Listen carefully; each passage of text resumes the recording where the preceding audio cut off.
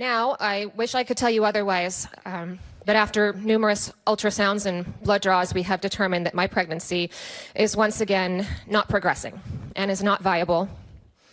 And once again, I have scheduled an appointment to terminate my pregnancy.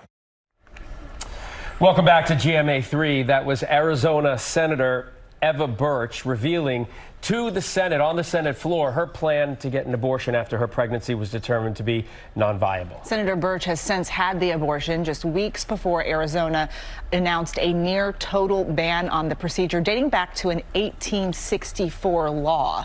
And here to discuss is Arizona State Senator Eva Burch. Thanks so much for being with us. Greetings from Arizona. Thank you so much for having me today. And I want to talk about that speech that you gave. In that speech, you discussed the abortion that you were planning to have, that you have since had. Why did you think it was so important to share your own personal story?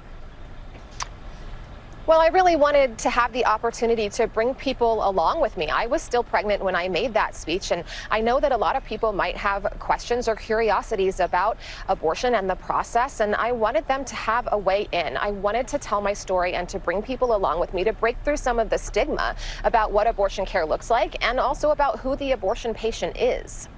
And Senator, you wear many hats. In addition to your job as a state senator, you're also a nurse practitioner. So with that medical training and knowledge and practice that you still do, how has it informed your role in politics and vice versa?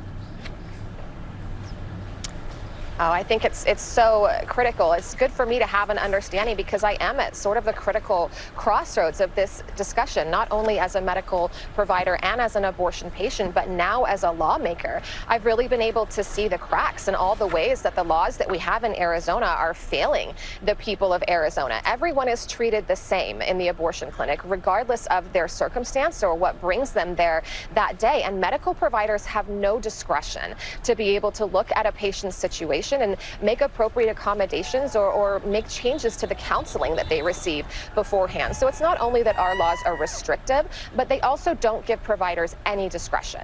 Right, and so we all think about what happens next. Yesterday, Arizona Senate Democrats introduced their own bill to repeal that abortion ban after House Republicans once again blocked Democrat efforts to repeal the Civil War era law.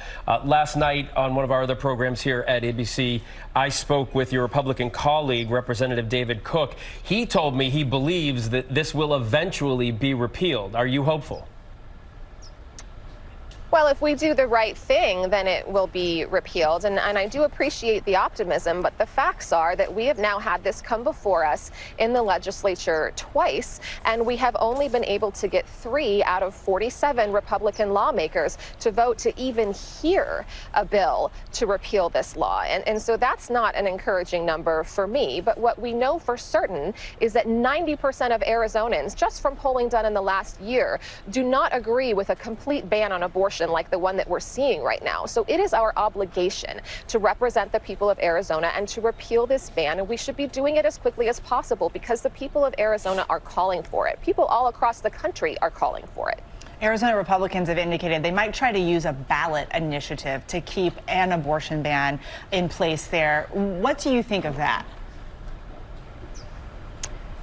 Well, I do know that there are some Republican lawmakers who have discussed a competing ballot initiative. The problem is that we have a small but very vocal group of extremists in the Arizona legislature who I'm not confident that they would be willing to vote with their Republican colleagues for any ban on abortion. They have openly announced that they support the ban from the 1800s, and they're going to need all of the Republicans on board and able to put an initiative like that on the ballot. I'm not confident that they have those votes. If they do manage to get a competing ballot initiative, I am confident that the initiative that is the citizens' initiative, the initiative of the people, will be successful.